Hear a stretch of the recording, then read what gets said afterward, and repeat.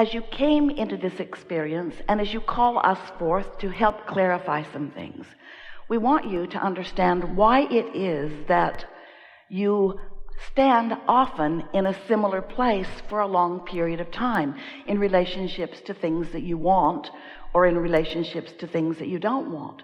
We want you to understand that your attention to a subject is a practicing of a vibration of it, and that when you give your attention to something for just a little while, and then you return to that again and again and again, as you continue to think a thought, wanted or unwanted, about something or someone or about yourself, you develop beliefs. A belief is only a thought that you continue to think, that represent a very strong part of your point of attraction that you just can't get around. In other words, the universe is delivering to you all day, every day, evidence of what you think. Well, now many would say, well, then that's good, because what I believe is true.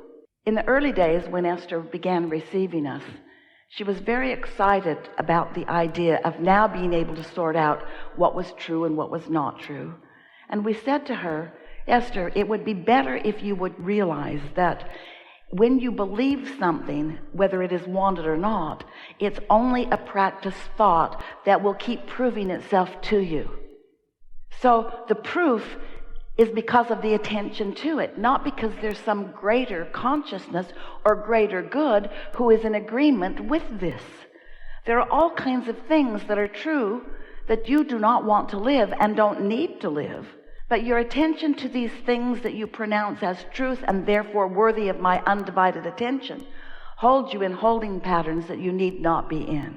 So the way it works is, when you have a personal experience and you identify that you do not want something, you emanate a vibration about what you do want, even if you are not clear enough to say it in words. And we've been calling that step one of the creative process, because when you know what you don't want, you know what you do want, and in knowing what you do want, you are literally asking for the improvement, asking for what you do want. And when you ask, it is always given immediately, because the non-physical part of you, what you call source or God, is focused with you upon what you are asking for. So there is a huge vibrational influx of attention to your newfound desire. And the point of attraction of that newfound desire really gets goosed up in a powerful way once you have consciously identified that you want something. So then what happens? That's the part that we were talking to you about just a minute ago. So now you've got this desire that law of attraction is responding to in a very powerful way. And the source within you is standing there with that new desire. The question is, what are you doing with your thoughts moment by moment, conversation by conversation? What are you doing with your thoughts? Are you in tune with your desire, or are you, like so many people, still justifying why you want the desire by pointing out to yourself what's wrong with not having it? Which are you tuning to? Are you tuning to the more money you're asking for, or are you tuning to the not enough money that has caused you to ask? And you can tell by the way you feel which end of that stick. You see, every subject is really two subjects. And you are often vibrationally contrary to what you really want without even knowing you're doing it.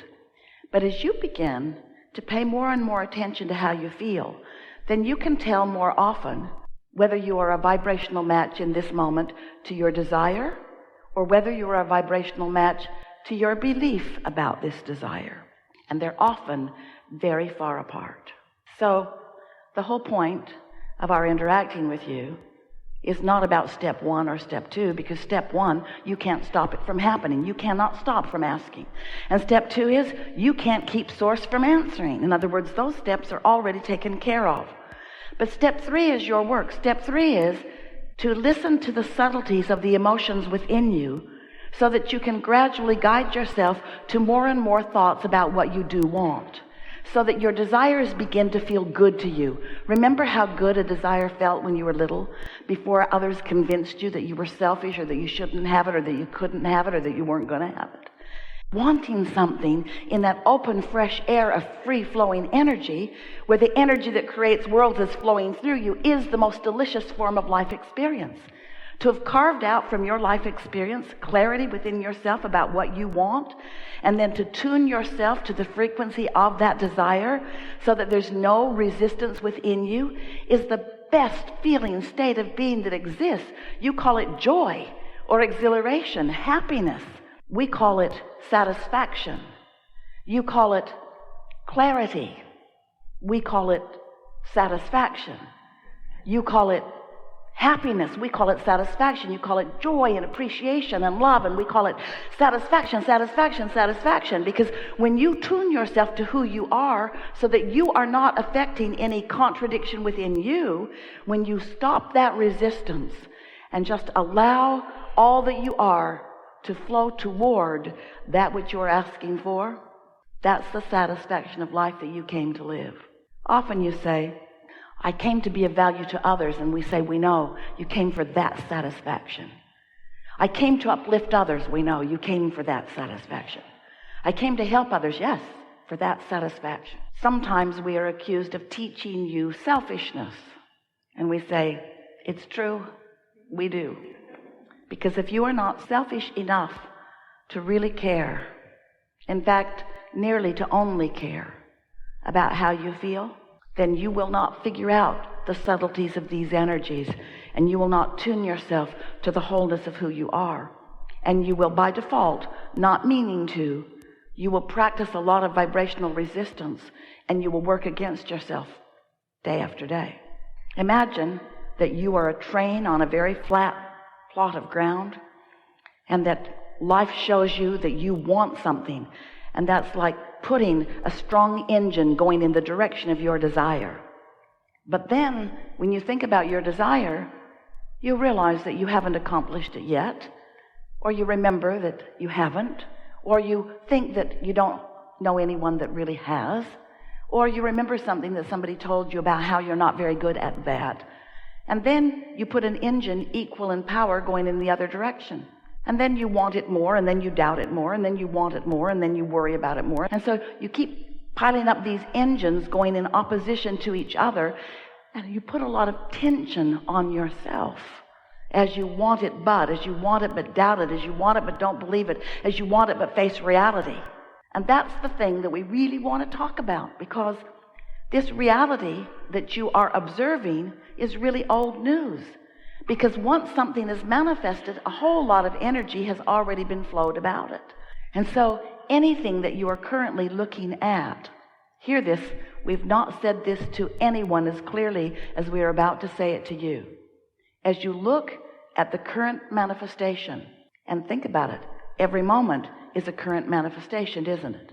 It's a manifestation where you're perceiving. It's a manifestation where you are acknowledging something that is. You're seeing it and hearing it and smelling it and tasting it and touching it. In every moment that you are doing that, you are launching new rockets of desire. In every moment, there is resistance that you are observing, which is giving you the basis for the continued evolution and expansion that is you.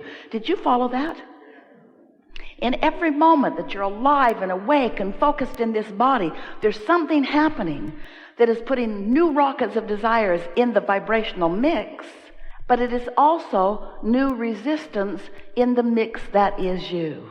So just being alive and in this body makes you prone, and we love you so much for this very thing, prone to dealing with resistance. You just can't help it. It's a good thing, not a bad thing. It's the platform from which desires are born. You knew it when you decided to come. You can't get out of it. Stop trying. It's just the way that it is. But you intended to spend a much smaller percentage focused in the now reality in the resistant phase. What you really intended to do is, once a desire was born, to give your mostly undivided attention to the new idea. Because you knew that this forward vibration is really where it is at. In fact, it's so much where it is at that We wrote a book about it. We called it the Vortex, this vibrational reality where you've launched all of these rockets and there is a very valid, very vivid, very real vibrational reality that is the beginning of what will be your manifested reality. For example, if you don't have enough money and you want more money, and you don't have enough money and you want more money, and you don't have enough money and you want more money, you've created a vibrational fortune. And then you say, okay, Abraham, so how do I get it out of the vibration and into the bank? And we say, here's how.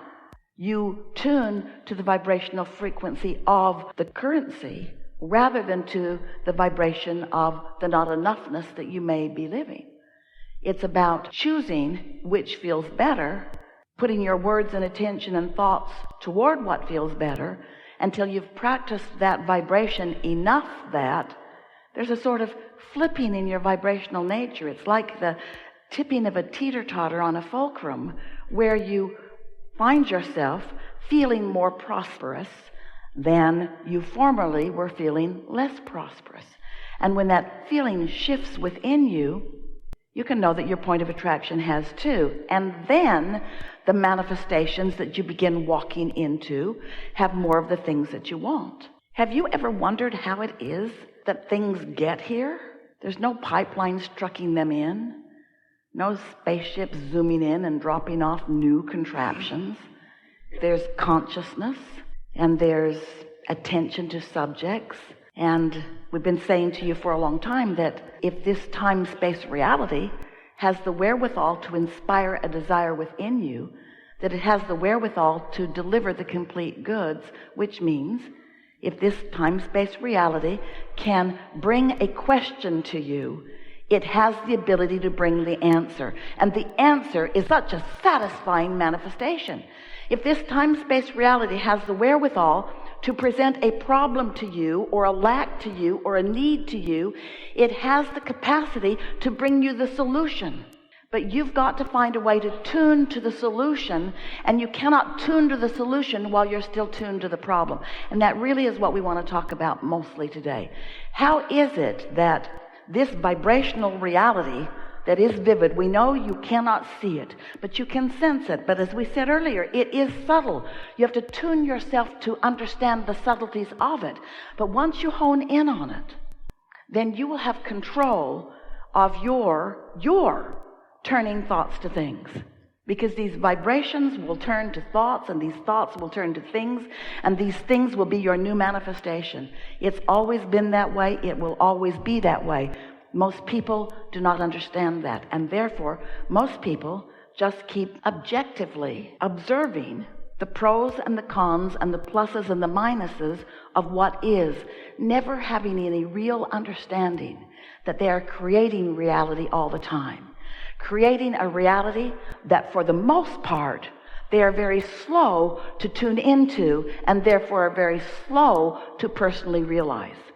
We want you to feel and to utilize deliberately the leverage of alignment. We want you to understand how it is that thoughts turn to things. We want you to be in the receiving mode so that you can be the receiver of the vibration and be right there consciously aware when the vibration bursts into an idea in your mind, and you understood that you were standing in an attitude of non-resistance, and therefore you were in the receiving mode, and therefore what you were asking for that's been being delivered to you by your inner being and by this vortex and by law of attraction that you haven't been hearing because you haven't been on the vibrational frequency, but now you have quieted your mind and you've meditated and you've stopped resistance, and now you're in that pure place, and now you receive the idea. Ugh. Deliberate creation. That's what you've come to live, you see. So we said to you, you are the creator of your own reality. And at first you said good, and then you said, oh. And the more you got to know about law of attraction, the more you worried about things you said. You said, try to suck that back before law of attraction gets hold of that. But you can't suck it back once you've offered it vibrationally. You have to just keep tuning yourself to the vibrational frequency of what you want. And it is not a difficult thing once you begin to understand your emotions.